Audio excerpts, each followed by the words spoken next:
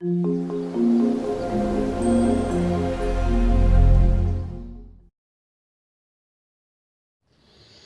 capítulo anterior, a gente acompanhou as meninas tomando lanche e ouvindo a história da princesa da água e que Alice saiu, foi lá ver as galinhas dela.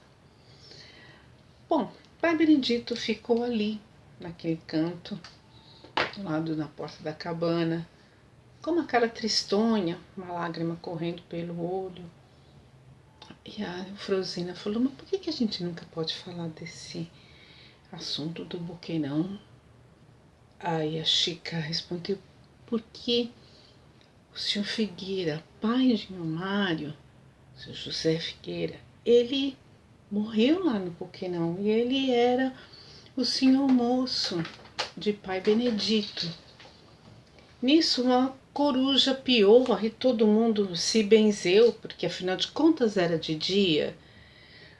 E o Martinho ficou olhando assim e alguém comentou, nossa, uma coruja piando durante o dia não é de bom agouro. Bom, vamos conhecer um pouquinho quem é então o pai Benedito.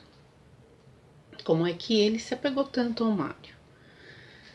Porque foi assim, tudo começou muito tempo atrás, naquela casa onde hoje morava o pai Benedito e a Chica, e a velha Chica, morou um preto velho de nome Inácio, um cara meio deformado, manco, meio vesgo, uma figura assim grotesca, a quem o pessoal da aldeia, por superstição, por crendice, por esse tipo de coisa, atribuía que era feiticeiro.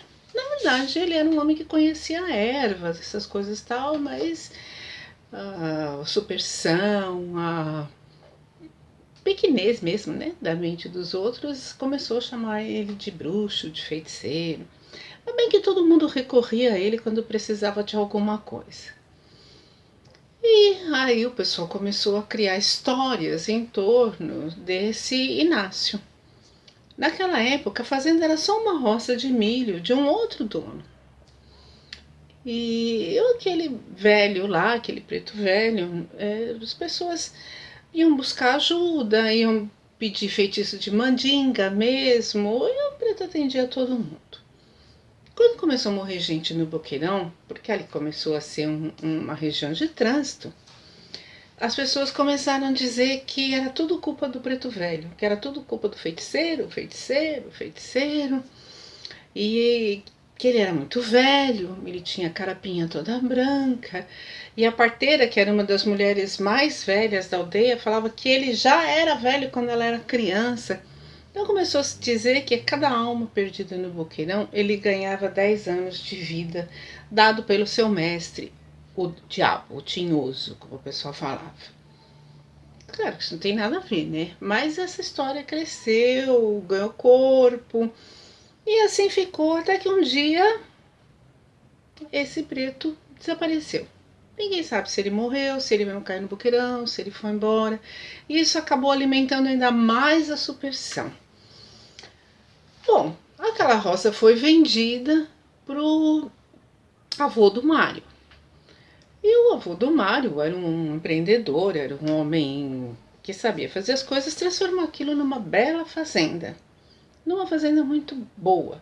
E quando ele foi para a fazenda, ele foi junto com o Benedito, que era um molecote, um negrinho pequenininho, da idade do filho dele. E os dois cresceram juntos, se tornaram muito amigos, eram muito companheiros, mas o Benedito pertencia ao pai do Mário. Mais para frente, quando já era todo mundo adulto, o José, pai do Mário, se desentendeu com o avô e saiu de casa. E o Benedito não pôde acompanhá-lo porque ele pertencia ao avô do Mário. E ficou por lá. Mas ficou triste, ficou assim, aborrecido, porque ele estava sem o amigo dele, né? Uma pessoa que era companheiro dele, eles cresceram juntos. Então ele começou a não se tornar um escravo tão bom, não não tão trabalhador quanto ele sempre havia se mostrado. E um dia ele achou essa casinha e pediu pro avô do Mário se ele podia ficar lá, pro velho Figueira, se ele podia ficar morando lá. Ele falou, ah, tá, pode ficar lá. Aí ele ficou lá, ficou cuidando de lá. E um dia, e aí quando o Figueira casou-se com uma outra mulher, não, a mãe do pai dele, do pai do Mário, né? Ela já havia ficado viúva, casou-se novamente. E essa mulher trouxe junto consigo uma escrava de nome Chica. E os dois se gostaram, acabaram casando e foram morar lá, na casinha. Quando Mário nasceu, apareceu, Benedito meio que se sentia avô do menino. Assim como Alice meio que se sentia avó. Com a Chica se sentia avó da Alice. E os dois se davam super bem, só brigavam no sentido de o meu menino é melhor, a minha menina é melhor, meu menino é melhor, aquela coisa, né? Mas eles sempre se deram bem. O povo da redondeza, quando viu um outro negro morando lá na casinha de sapé, resolveu atribuir ao Benedito os poderes de feiticeiro do Inácio. Ele não tinha nada a ver, o Benedito nem tinha conhecido o Inácio. Mas as pessoas iam lá buscar cura, buscar erva, buscar não sei o quê. E o pai Benedito tentava ajudar. Ele conhecia um pouco de ervas, tudo, começou a ajudar as pessoas. Só que ele tinha uma alma muito boa, ele tentava conciliar todas as pessoas que brigavam, ele nunca aceitou fazer mal para ninguém, nem nada. Mas muita gente mesmo assim começou a dizer que ele era o feiticeiro, que o Tinhoso tinha transformado ele, tinha feito ele sumir para reaparecer em outra forma, agora num negro alto, bonito e mais jovem, para poder viver mais 100 anos, aquelas coisas de crendice popular. Mas pai Benedito não ligou, e como ele era um homem bom, que ajudava todo mundo, a coisa meio que passou.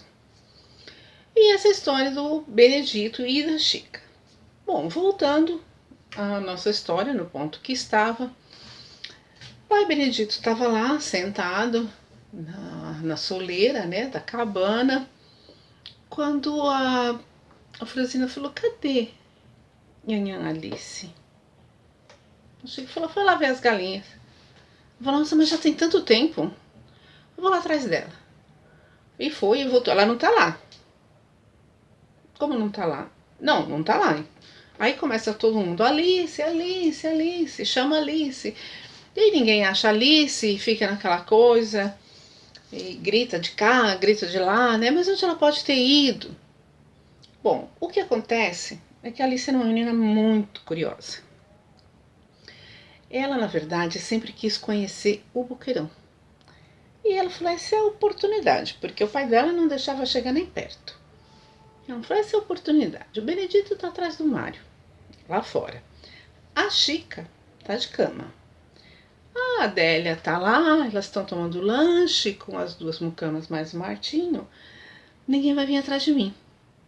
E ela tinha escutado de algumas outras vezes que ela tinha ido lá, que por trás do galinheiro tinha uma trilha que dava na Lapa. A Lapa era uma pedra, é uma pedra, né? Na forma de uma laje. No caso essa, a natureza tinha criado com um pequeno parapeito e de um lado assim da pedra parecia que tinha sido esculpido um divã, mas foi coisa do vento, coisa da natureza mesmo. E ela foi, e de lá aquilo dava lá embaixo no Boqueirão. Dava para ver aquele lago com pequenas ondulações, uma prainha, um lugar muito bonito, com algumas plantas aquáticas, tal. E Alice foi lá, então se debruçar para olhar lá para baixo, para ver se conseguia ver o castelo da Rainha das Águas.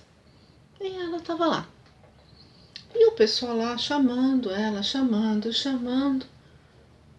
Até que eles de repente, lá procurando por ela, escutam um barulho, um gemido E fica todo mundo assim, o que foi, o que foi?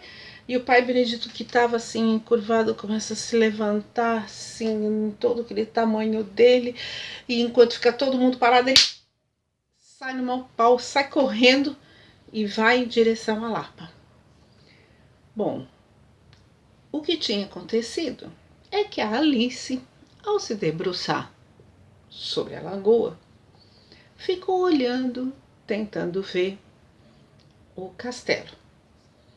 E ela tanto olhou, tanto buscou, que de repente ela viu uma forma meio ondulada, assim, que parecia um rosto, que acenava assim, sabe, tipo, chamando, tipo, vem, só o rosto.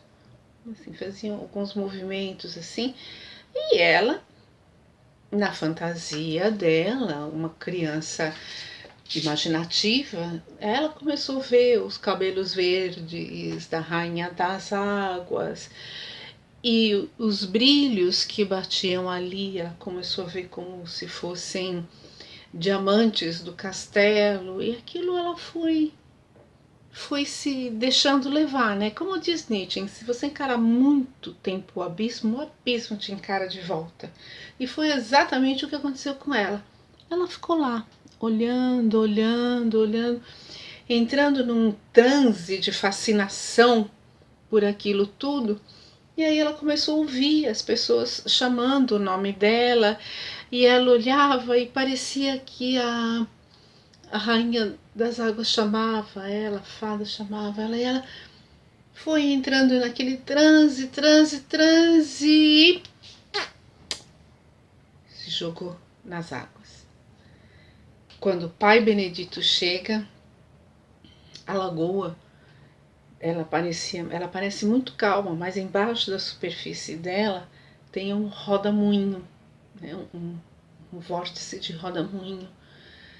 E quando o pai Benedito chega lá, tudo que ele consegue enxergar é a fita azul do vestido da Alice girando e sumindo no rodamuinho.